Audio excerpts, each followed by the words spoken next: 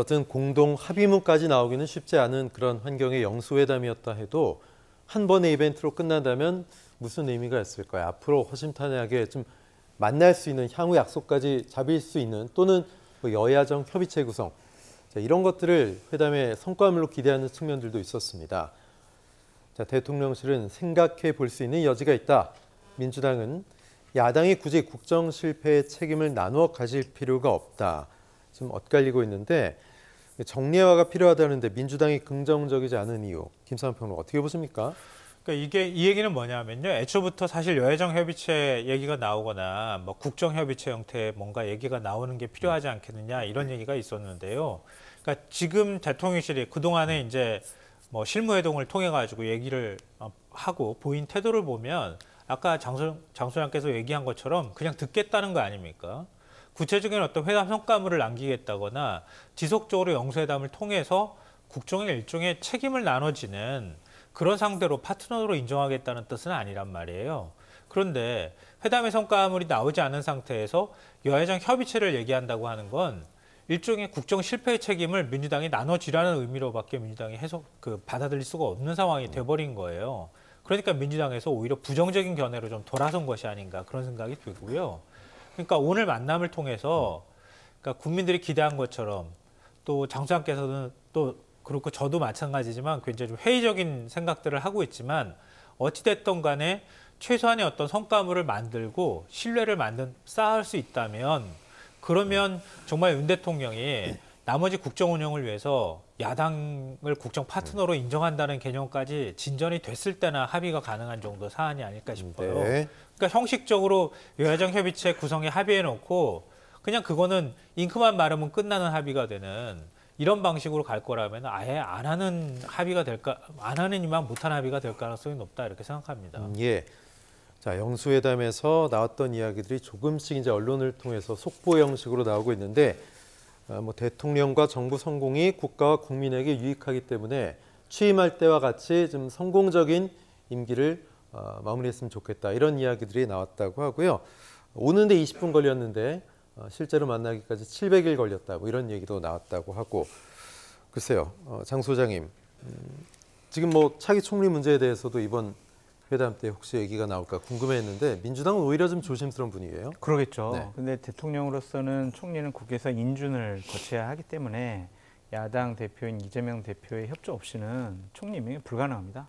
당연히 좀 어떠한 의견이시냐라는 정도 추천까지는 좀 무리가 있어 보이고요. 이러한 사람들에서 어떠냐라는 얘기를 좀 하실 가능성도 있어 보인다라고 말씀을 드리는데 야당과 여당이 국정 운영의 파트너가 된다든지 아니면 국정 운영에 책임을 진다라는 거는 대통령제 하에서는 불가능한 일이에요. 의회 권력을 국민들이 민주당 손편 들어준 거는요. 대통령의 통치권과 권력을 견제하라는 거예요. 그걸 같이 공동 운영하라는 것은 아닙니다. 그래서 야당의 역할을 이재명 당대표가 제대로 하고 싶다라는 차원에서 예를 들면 대통령 거부권 유감, 최상병 특검 뭐 이런 것들에 대해서 강하게 얘기했다고 하고요. 또한 대통령 가족분들과 관련된 측근들과 관련된 여러 가지 의혹은 정리하고 넘어가는 것이 좋다. 네. 이런 식의 얘기를 한 것으로 보여지면 우리가 당초 예상했던 여러 가지 쟁점 현안에 대해서 이재명 대표가 할 말은 다 하고 나오겠다라는 강한 의지의 표현이 보여집니다. 네. 아니 지금 이제 그 속보로 한 줄 속보로 지금 나오고 있는 상황이어서요. 내용은 좀 간단하게 정리하고 갔으면 좋겠는데요. 그러니까 이재명 대표가 그동안에 제기됐던 이른바 김건희 여사 특검과 관련한 언급까지 직접 요구를 할 것이다 이렇게가 됐는데 그것까지 요구한 것 같지는 않아요. 이건 포괄적으로 가족분 의혹을 좀 정리하고 넘어갔으면 좋겠다 이런 권고 형태로 얘기를 했던 것 같고요. 그리고 윤 대통령이 거부권 행사 이건 뭐 하지 말아달라 뭐 이렇게 얘기하는 것은 그 월권에 해당이 된다 이런 지적들이 있었거든요. 그러니까 거부권 행사에 대한 유감의 의견을 표명하는 정도로 이 부분은 거부권 행사를 자제해달라고 하는 것을 대체하는 표현으로 쓴 것 같고요. 그리고 최상병 특검과 이태원 특별법은 이건 명시적으로 요구한 것 같습니다. 아까 제가 말씀드렸던 것처럼 지금 민주당에서 5월 2일 본회의를 연다고 하면 5월 임시국회에서 최상병 특검법 통과시킨다는 게 당의 방침 아닙니까? 근데 여기에 대해서 윤 대통령이 거부권을 행사하면 5월 28일 본회의를 또 열어서 이걸 제의를 한다는 계획이란 말이에요.